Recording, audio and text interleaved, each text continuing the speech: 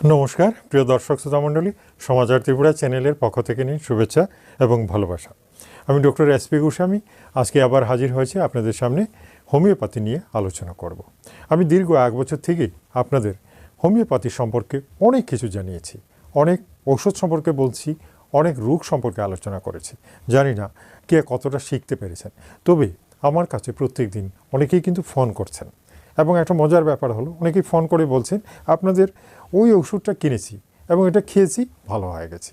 প্রচুর phone call আমি পেয়েছি যে আমার এই ভিডিওগুলো দেখে অনেকেই কিন্তু ওষুধ খেয়েছেন, অনেকে আবার হয়নি, আবার অনেকেই বলছেন যে ওষুধটা খেয়ে আমি ভালো হয়ে গেছে। এখন আমার এই প্রবলেম এবং এখন আপনি বলুন এখন আমি কী করব। দেখুন, এই ভিডিওগুলো দেখে কিন্তু অনেক কিছু শেখা যায়। হ্যাঁ, ডাক্তার না হয়েও কিন্তু ওষুধের ব্যবহার এবং কিছু কিছু ওষুধ কিনে এক্সপেরিমেন্ট করা যায় এবং তাতে কিন্তু আপনি নিজেও রক্ষা পাবেন, আপনার পরিবারের লোকদেরও কিন্তু আপনি সুস্থ রাখতে পারবেন।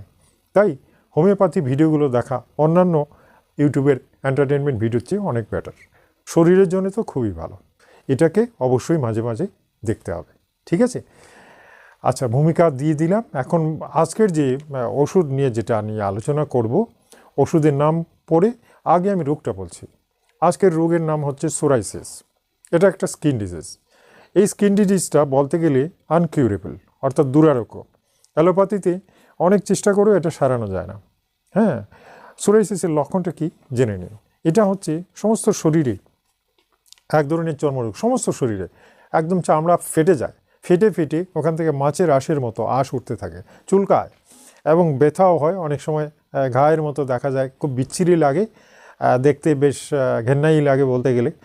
এবং হাতটা এমন অবস্থায় ফুলে যায় মাছের আঁশের মতো, হাতের তালু টালু একদম কি বলবো, পায়ের হাঁটু, কোনোই ভাঁজ, এগুলো একদম মানে গদগদে ঘায়ের মতো হয়ে যায় অনেক সময়।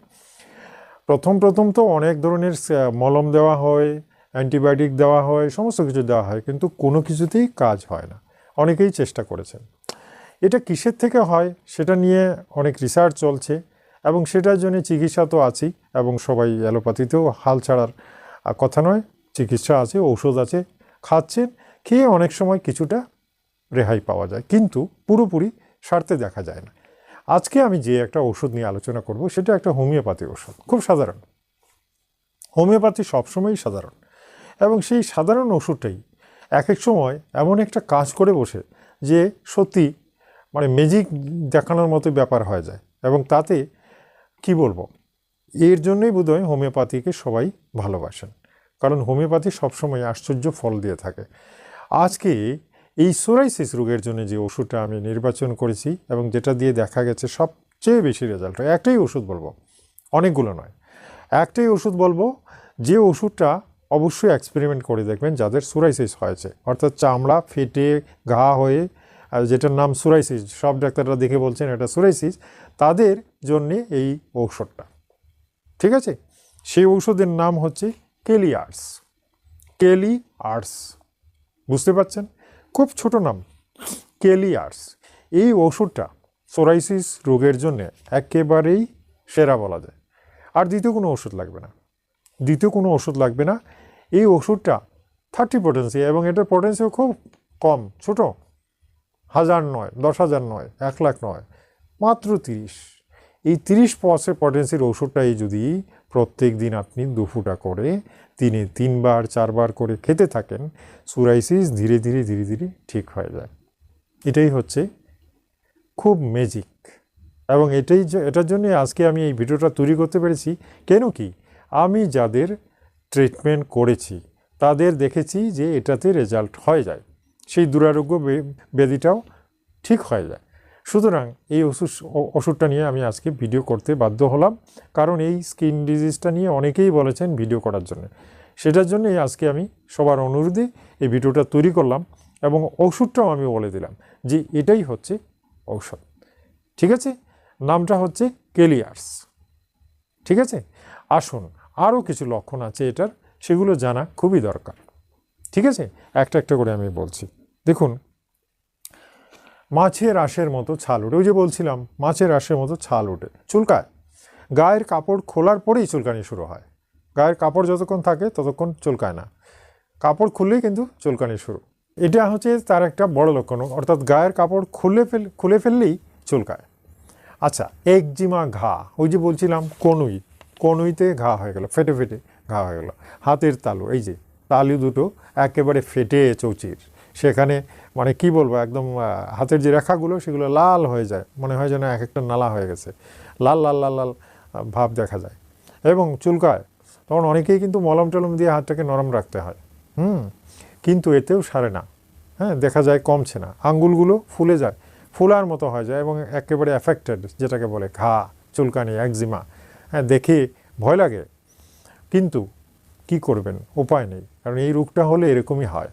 পায়ের অবস্থাও তেমনি, হাতের একেবারে পা, পাতা, হাঁটু, বুড়ো আঙ্গুল, সমস্ত কিছু একেবারে, আমি ছবি দিয়েছি, অবশ্যই ছবিটা দেখবেন। হ্যাঁ, আশ্চর্য ব্যাপার যে এই স্কিন ডিজিজটার ট্রিটমেন্ট, সঠিক ট্রিটমেন্ট সকলে দিতে পারেন না, এবং অ্যালোপ্যাথিতেও ডাক্তাররা নাজেহাল হয়ে যান। হ্যাঁ, চেষ্টা তো অনেকেই করেন এবং অনেক ধরনের ওষুধ দেওয়া হয়, তারপরেও দেখা যায় যে রোগটা সারতে চাইছে না এবং অনেক দিন লিঙ্গার করে, অনেক দিন, শেষের দিকে অনেকটা স্তীমিত হয়।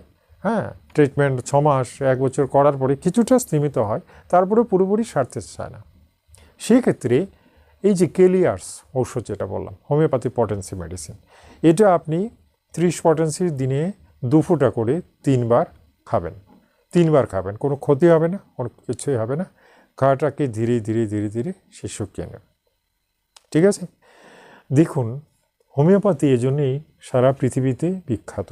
অনেক লোক অ্যালোপ্যাথি ওষুধ খাওয়ার পরেও আজকাল হোমিওপ্যাথি ওষুধ খাওয়ার দিকে ঝুঁকেছেন, কারণ যখন দেখেছেন যে অ্যালোপ্যাথি ওষুধগুলো সত্যি সত্যি মানুষকে একেবারে পার্মানেন্টলি কিউর করতে পারে না, তখনই অনেকেই ভাবেন যে হোমিওপ্যাথি চেষ্টা করে দেখি, আয়ুর্বেদকেও ফেলে হোমিওপ্যাথিকে চেষ্টা করে দেখেন, এবং এতে অনেকে সুফলও পেয়েছেন। অনেকের কি আমি বলবো যে আমি যে ট্রিটমেন্ট করছি, প্রচুর লোক কিন্তু সুস্থ হয়েছে, অনেক ধরনের রোগী সুস্থ হয়েছে।